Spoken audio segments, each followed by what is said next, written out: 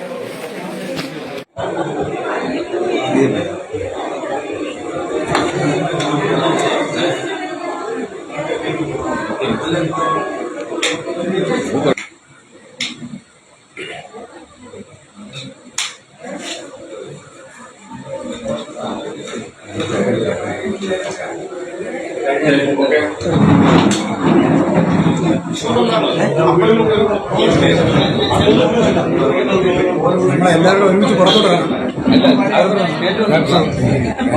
അതന്നെ വെളിയോട്ട്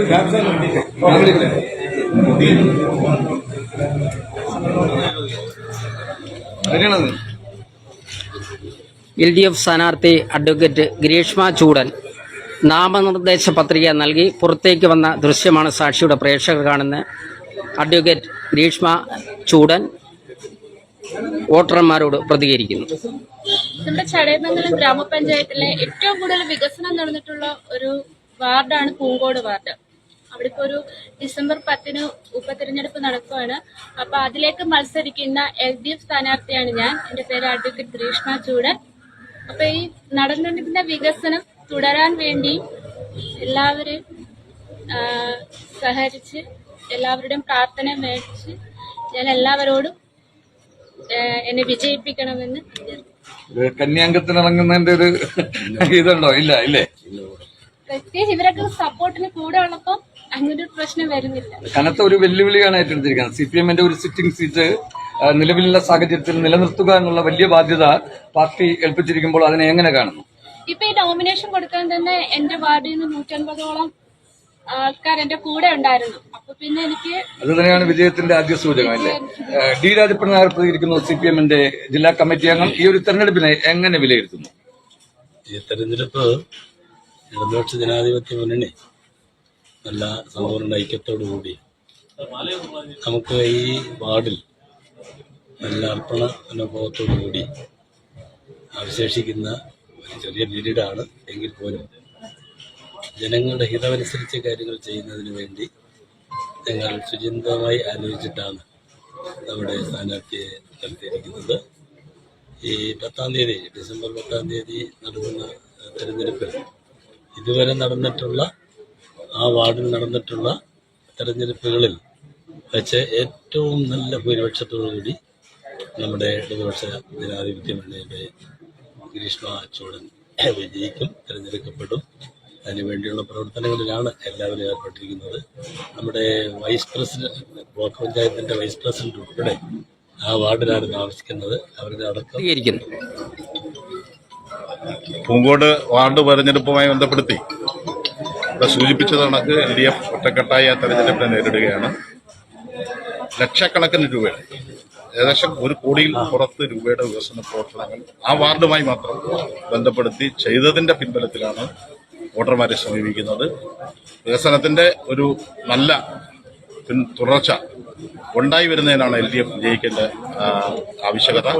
അതുകൊണ്ട് തന്നെ അത് ആ വാർഡിലെ ജനങ്ങളും വോട്ടർമാരും പാർട്ടി പ്രവർത്തകരും എല്ലാം LDF പ്രവർത്തകരും എല്ലാം ഏറ്റെടുത്തു കഴിഞ്ഞാൽ തെളിവാണ് ഇവിടെ വന്ന വലിയ വോട്ടർമാരുടെ തന്നെ വലിയ പ്രകടനം. സ്വാഭാവികമായി വലിയ ഭൂരിപക്ഷത്തിൽ ആ വാർഡിൽ തെരഞ്ഞെടുക്കപ്പെടും എന്നുള്ള കാര്യത്തിൽ തർക്കമില്ല. അത് ആ വാർഡിന്റെ വികസന വളർച്ചയ്ക്ക് സഹായകരമാകും എന്നുള്ള കാര്യത്തിൽ